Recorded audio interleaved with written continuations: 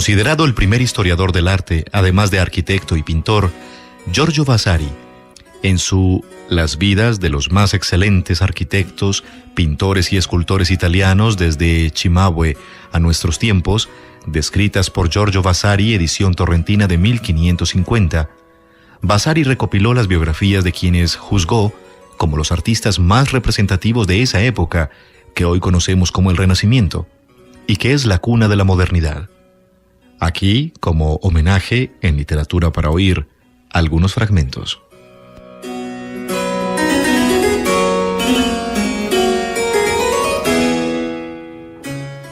Giotto.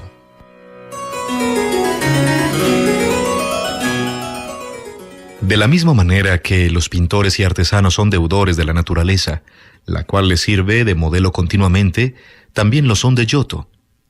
ya que después de muchos años de guerras y la ruina que conlleva, perdiéndose las buenas maneras de la pintura y el dibujo, él solamente, aunque había nacido entre artesanos ineptos, resucitó de forma celestial lo que estaba perdido, a lo que hoy llamamos buena forma. Siendo el milagro más grande seguro en esa edad inepta y larga, el que tuviera Giotto fuerza para aprender de sí mismo el dibujo, del cual poco o nada de conocimiento tenían los hombres en aquellos tiempos, solo y por medio de su buen arte, vuelto de todos mientras vivió. Siendo los comienzos de este gran hombre en el condado de Florencia, vecino a 14 millas de la ciudad, corría el año 1276 en el villazgo de Vespignano, donde un agricultor de buena reputación en vida, de gran valor en el arte de la arquitectura, cuyo nombre era Bondone, que en todos los alrededores no había nadie más estimado que él. Estaba tan ingenioso en todas las cosas y con sus herramientas de uso que no parecían rústicas de uso de un campesino, sino que de su mano parecía digna del trabajo de un orfebre o de un tallador. A éste le regaló la naturaleza un hijo, a quien él le puso de nombre Giotto, Abro Giotto. Según crecía este niño, con buenas costumbres demostraba en todas las acciones, aún de su fantasía infantil, una gran vivacidad y una diligencia y talento extraordinarios para su edad pueril. Y no solamente se ganó la admiración de Bondone y sus parientes, sino aún los de fuera lo sabían. Por eso, habiendo alcanzado Giotto la edad de 10 años, Bondone le confió guardar un rebaño de ovejas, que cada día llevaba a pastar a un lugar. Como tenía una inclinación innata de su naturaleza para pintar, a menudo por las losas, y en la tierra y arena, pintaba de continuo por placer cosas del natural o lo que le venía en fantasía. Y siendo que un día Cimabue, celebradísimo pintor, viajando para algunas cosas a Florencia, donde era muy apreciado, encontrado en las afueras de Vespignano a Giotto, mientras que pastaban las ovejas, él había tomado una piedra plana y había limpiado la losa, y con un pequeño guijarro con punta, retrataba una oveja al natural, sin que nadie le enseñara la manera solo de su propia naturaleza. Quedándose Cimabue maravillado, le dijo que quería llevarle con él a enseñarlo. El niño le contestó que si su padre consentía, él también, por lo que pidió a Bondone con insistencia que tolerase que marchara con él a Florencia, donde en poco tiempo el niño tomó la manera de Cimabue, pero aún más queriendo imitar la naturaleza, superó la torpe manera griega, comúnmente bizantino, y resucitó el arte moderno y la buena pintura, e introdujo el retrato al natural de las personas, que hacía muchos centenares de años que no era utilizado. Incluso aún hoy se puede admirar el retrato, en la capilla del Palacio del Podestà de Florencia, la efigie de Dante Alighieri, contemporáneo maestro y amigo de Giotto, a quien por las dotes raras que la naturaleza le había otorgado, le tenía en gran estima como pintor, y que también remarca Giovanni Boccaccio en su alabanza, en el prólogo de la novela quinta, dedicada a Miser Forese da Rabata y a Giotto.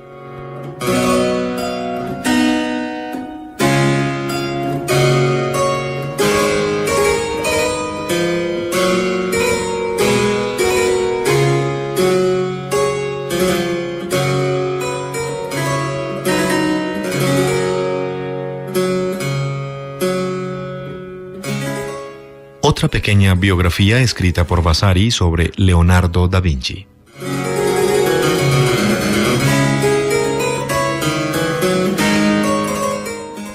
Enormes dones llueven de las influencias celestiales en los cuerpos humanos muchas veces naturalmente, y sobrenaturales a veces de forma extraordinaria, mezclándose en un cuerpo únicamente la belleza, la gracia y la virtud, de tal manera que por todas partes se ve a este muy divino, que al dejar detrás a todos los demás hombres, manifiestamente se conoce obra de Dios y no adquirida por arte humano. Esto lo vieron los hombres en Leonardo, que además de la belleza del cuerpo, no alabado nunca bastante, tenía una gracia más que infinita en cualquiera de sus acciones, y mucha virtud, que por todas partes el espíritu volvió en las cosas difíciles, que con facilidad los resolvía. Tuvo una gran fuerza, habilidad, espíritu y valor, siempre leal y magnánimo. Y la fama de su nombre se corrió, que no solamente en su tiempo fue querido, mucho más a posteriori y después de muerto.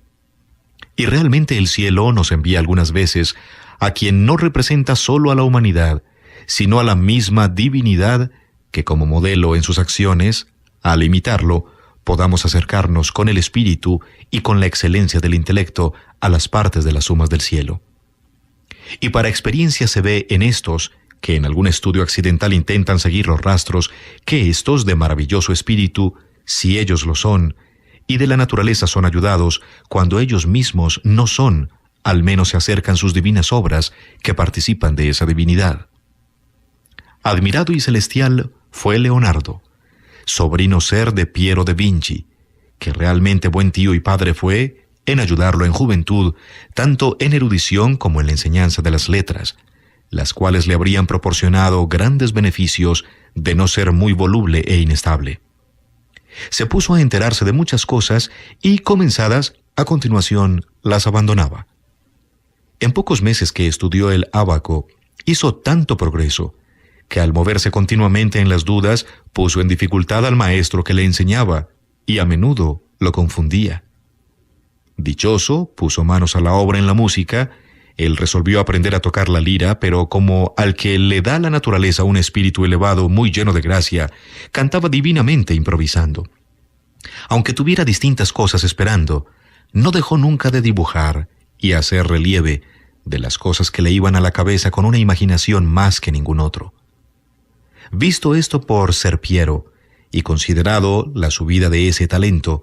tomando un día algunos de sus proyectos, los llevó a Andrea del Verrocchio, que era muy amigo suyo, y le rogó que le dijera de Leonardo si se podría esperar con dedicación al dibujo algún beneficio. Estupefacto quedó Andrea en ver el enorme principio de Leonardo, y reconfortó a Ser Piero recomendándole que Leonardo debía ir a su taller. Leonardo lo hizo de un buen grado, además de método, y no solamente él ejerció esa profesión, sino todas las aquellas allí donde el dibujo intervenía. Y teniendo un intelecto muy divino y maravilloso, y al ser un buenísimo geómetra, no solamente impulsó en la escultura y en la arquitectura, pero la profesión suya quiso que fuera la pintura. Mostró la naturaleza en las acciones de Leonardo tanto talento que sus razonamientos hacían callar a los científicos con razones naturales. Fue listo y sutil, y con un perfecto arte de persuasión mostraba la complejidad de su talento, que en las cosas de números hacían mover los montes, extraía los pesos y, entre otras palabras, mostraba poder elevar el templo de San Giovanni de Florencia y ponerle escaleras sin arruinarlo. Y con fuertes razonamientos los convencía que parecía posible, aunque cada uno, a continuación de que él se había ido, conocía incluso para sí la imposibilidad de emprenderlo. Era muy agradable en la conversación con la que se ganaba los espíritus de la gente, y sin tener, puede decirse, nada y trabajando, de continuo poco, tuvo sirvientes y caballos, los cuales gustaba, y particularmente otros muchos animales que con gran paciencia domesticaba y controlaba. A menudo, de paso de lugares donde se vendían pájaros, de su mano los sacaba de la jaula y, pagando a quien los vendía el precio que le pedían, los echaba a volar, volviéndolos a la perdida libertad. La naturaleza le favoreció mucho, que por todas partes donde tuvo el pensamiento, el cerebro y el espíritu, mostró tanta divinidad en las cosas, que en la deuda de perfección, de prontitud, vivacidad, bondad, belleza y gracia, ningún otro nunca le igualó.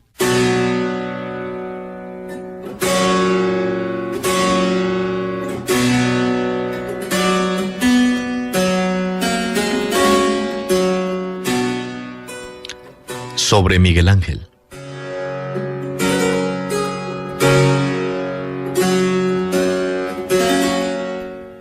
Mientras los espíritus industriosos se esforzaban a la luz del famosísimo Giotto y sus seguidores con la benignidad de las estrellas, la proporción correcta de talento y el deseo vivo de Michelangelo Buonarroti florentino de imitar con la excelencia del arte la grandeza de la naturaleza,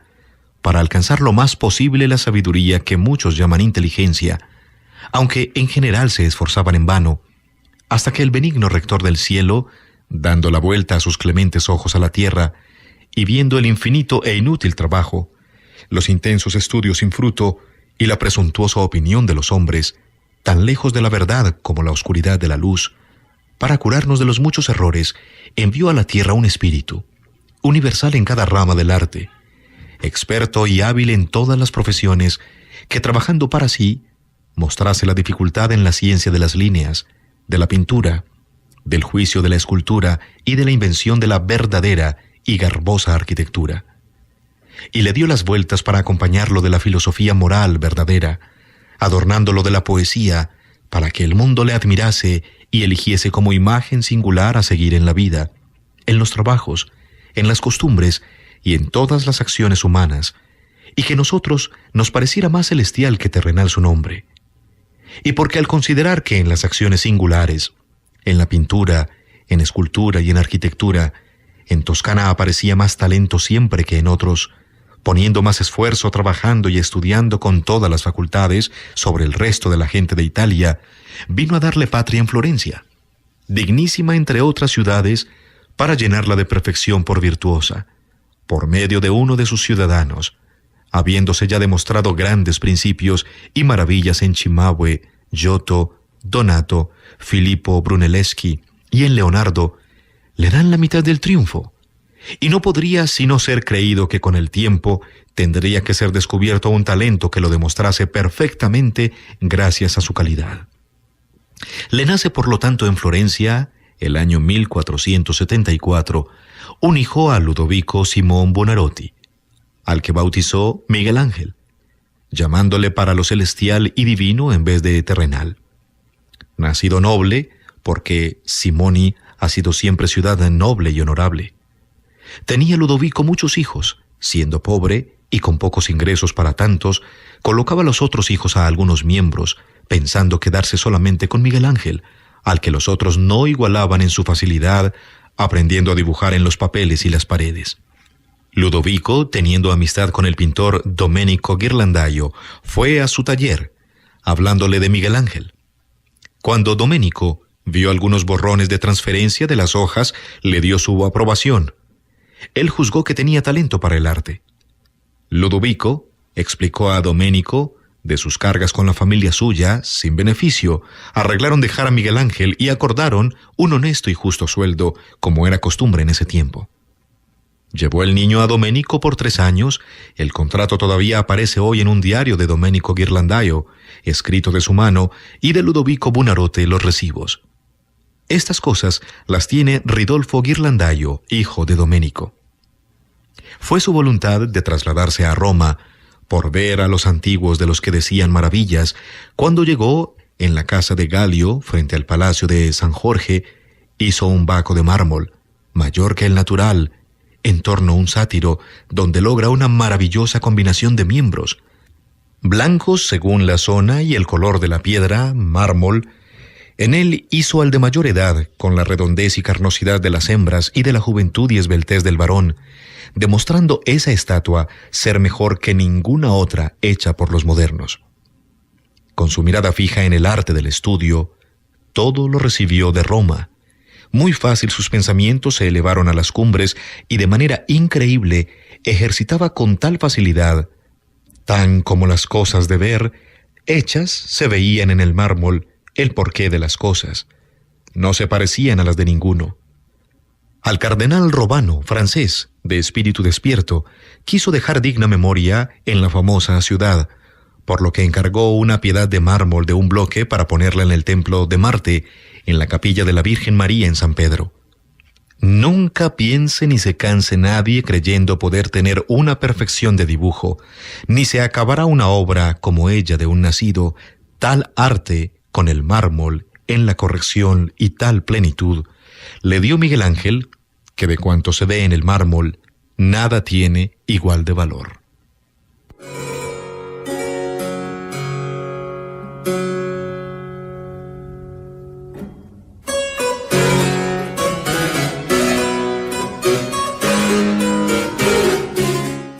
Entre las cosas hermosas, además de los divinos tejidos, está muerto Cristo. Desnudo tan divino como éste no se puede ver, y el cuerpo y los miembros son poesía de mármol. Piensan algunos que belleza, no hay similar que se vea ni en la muerte, por muerte que le iguale, ni aún de nacido. Tiene la cara suave y dulce, los músculos de los brazos en la concordancia con los de las piernas y los del cuerpo, trabajadas las muñecas y las venas, tanto que parece divino que haya podido un autor de su mano lograr esa maravilla de la piedra en poco tiempo, lo que era sin ninguna forma piedra natural, alcanza una perfección que la carne rara vez logra formar. El esfuerzo de Miguel Ángel y el amor que puso en esta obra hizo lo que en ninguna otra. Escribió su nombre en la cincha que cruza el pecho de Nuestra Señora por lo satisfecho y complacido que estaba de sí mismo. Tan real es la figura que alguien de bello espíritu dejó dicho: belleza, honestidad, duelo y piedad, muerte en el mármol, quedad quietos, no lloréis fuerte, no sea que despierte de la muerte, a pesar suyo nuestro Señor, tu esposo, hijo y padre, su única esposa, hija y madre.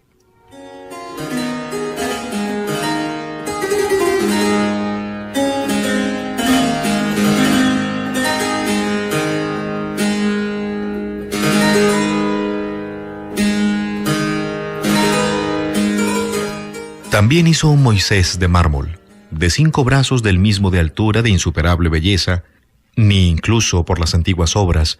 con aptitud muy grave, sentado, con una mano sujeta a las tablas y con la otra se mesa la larga barba, que aún de piedra los cabellos entre la mano son finos y de suave impresión, que para la escultura es de mucha dificultad, por tener que esculpirse muchos tal que parecen hechos por pincel de pluma, así como los vestidos, como en pincel parece haberse convertido el hierro, sutilmente como flexibles quedan. Es absoluto y tiene un aire verdadero de príncipe terrible, con belleza de santo a quien apelar, y dan deseos de cubrirlo con un velo traslúcido de tanto esplendor. Allí había puesto Dios la divinidad en el mármol, como hizo en el sacratísimo rostro, con preciosos pliegues de muy elaborados bordes, que con lo desbastado donde terminan los tejidos, continúa más allá con los músculos y brazos, con sus nervios y los huesos y las manos en suma de la perfección y de la belleza, siguiendo las piernas y las rodillas y arreglados calzados hechos con los pies. Hasta allí su trabajo parece terminado, que hoy se puede decir de Moisés, que en tanto ha Dios dispuesto de preparar el cuerpo, que ha querido resucitarlo de las manos de Miguel Ángel antes que los otros. Los judíos vienen los sábados y hacen una fila de mujeres y otra, los varones, vienen a visitarlo y adorarlo como divino, por no parecer humana la cosa. Fue terminada gracias a la generosidad de Francesco María Duque de Urbino. Fue descubierta al tiempo de la columna de Pablo III y a continuación de la sepultura de éste.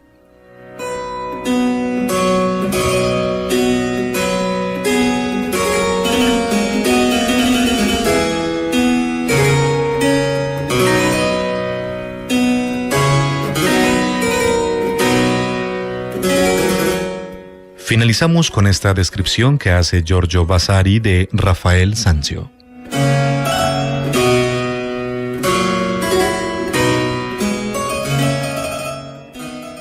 Estudió Rafael en Florencia las viejas cosas de Masaccio y los trabajos de Leonardo y de Miguel Ángel,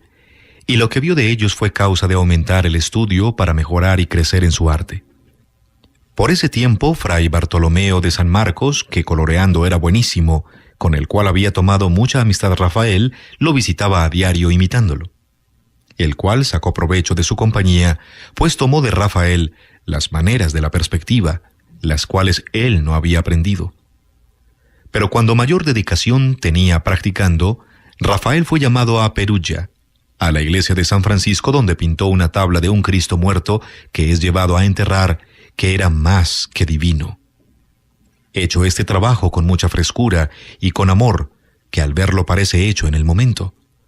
se imaginó componiendo el trabajo y el dolor que tienen los parientes llevando el cuerpo de la persona querida, en el cual estaban la verdad, el bien, el honor y el mantenimiento de la familia. Y seguro que quien considera la diligencia, el amor, el arte y la tolerancia de este trabajo, se maravilla y asombra con la dulzura que respiran las figuras, los bellos ropajes y la calidad en cada cosa. Terminado este trabajo, se volvió a Florencia, sabiendo el beneficio de los estudios y amistad que había hecho. Y la verdad, que para quien aprende sobre tales cosas es Florencia un lugar admirable, por las competencias, los concursos y la envidia, que siempre había y mucho más en aquellos tiempos. Los Dei, ciudadanos florentinos, le encargaron una tabla, que fue al altar en la capilla de ellos en Santo Espíritu. Él la comenzó, y lo más mejor posible está el boceto en la Galería Palatina en Florencia. Y él hizo un cuadro que se envió a Siena, que cuando Rafael marchó, Ridolfo Ghirlandaio tuvo que terminar el paño azul. Y esto sucedió porque Bramante de Urbino, estando al servicio de Julio II, uno poco por la relación que entre ellos había y por ser del mismo pueblo, le escribió que sabiendo que el Papa deseaba que algunos cuartos fueran decorados, él podría demostrar su valor.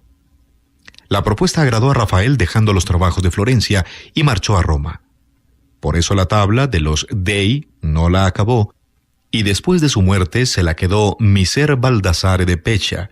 que la colocó en la capilla encargada para él en la parroquia de Pecha. Rafael, llegado a Roma, encontró que la mayor parte de los cuartos del palacio habían sido pintadas, y sin embargo, las pintaban más maestros. La cosa era mirando, se ve una historia de Piero de la Francesca terminada, y Luca da Cortona había terminado otra fachada, y Pietro de la Gatta Abate di San Clemente de Arezzo, que había comenzado algunas cosas. Bramantino de Milano le había pintado igual muchas figuras, en la que la parte más mayor eran retratos de natural que eran bien llevados a cabo. Al comienzo de su llegada, el Papa Julio halaga mucho a Rafael,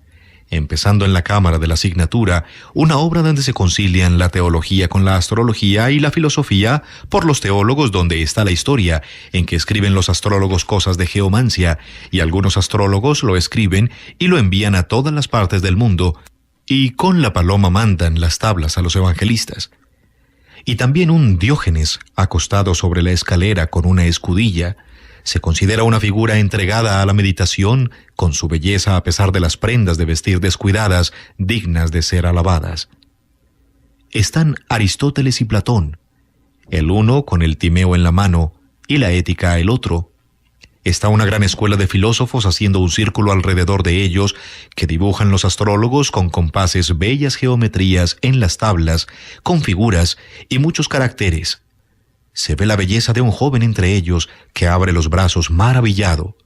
Se trata de Federico II, duque de Mantua, que entonces se encontraba en Roma. La figura inclinada con un compás en la mano que lo gira sobre la tablilla es el arquitecto Bramante, y tanto que parece vivo, a la espalda y a su lado, girándose, está la figura que tiene una bola de cielo en la mano. Es Zoroastro, y el de al lado es Rafael, maestro de esta obra, que con un espejo se retrató él mismo. Se trata de un rostro joven, modesto, con gracia muy agradable, lleva una boina negra. En las figuras de los evangelistas ha tenido una determinada atención y cuidado con las caras, que a causa de ello los rostros son testigo de la bondad y belleza que más puede expresarse sobre todo aquellos que escriben. Un ángel sujeta las lecturas mientras San Mateo copia letras y figuras contenidas, y detrás un viejo copia sobre la rodilla todo lo que escribe San Mateo. En su expresión está atento mientras, prueba del malestar, tuerce la mandíbula en tanto que amplía y alarga la pluma. Consideraciones aparte en detalles mil, está la composición de la escena con medida y sabia certeza, queriendo dar a conocer que no había vivo que le hiciese competencia. Incluyó en la obra mucha perspectiva y adornos que, viendo el Papa Julio su manera suave y delicada, quiso todas las historias echarlas por tierra de los maestros modernos y viejos, y que sólo Rafael quedase con las obras hechas para su elogio. Giovan Antonio Sodoma da Barcelli había trabajado una escena encima de Rafael. El Papa dio orden de tirarla por tierra a Rafael, pero quiso servirse de los grutescos y de las particiones, y en los tondos, que eran 4, les dio continuación, con una figura relativa vuelta hacia las historias de abajo. En una, astrología y filosofía, en la pintura con la teología,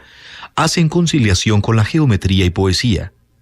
Hay una hembra haciendo las cosas del conocimiento, sentada en un sillón, estando a cada lado la diosa Cibeles, como Diana Polimaste con las tetas con que los antiguos la representaban, vestida de 4 colores figurando los 4 elementos, con el color del aire del cinturón hacia abajo y el color del fuego hasta la cabeza, el color tierra desde el pubis y el color del agua desde la rodilla a los pies, de una belleza que imaginarse no se puede, acompañada de unos putti. El otro tondo, hacia la ventana que da al mirador del Belvedere, está la poesía con un instrumento antiguo en una mano y un libro en la otra que finge coronada de laurel.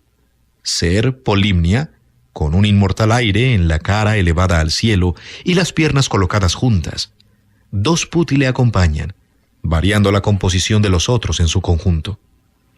A continuación, sobre la ventana dicha, hizo el monte Parnaso, y en el otro tondo está la historia donde los doctores santos celebran misa.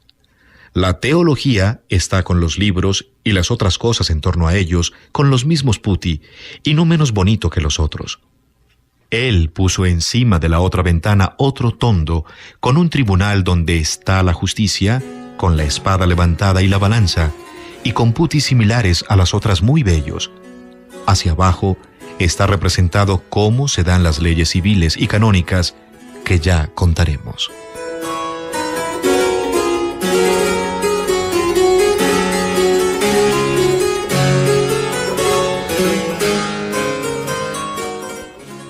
Hoy en Literatura para Oír, Giorgio Vasari.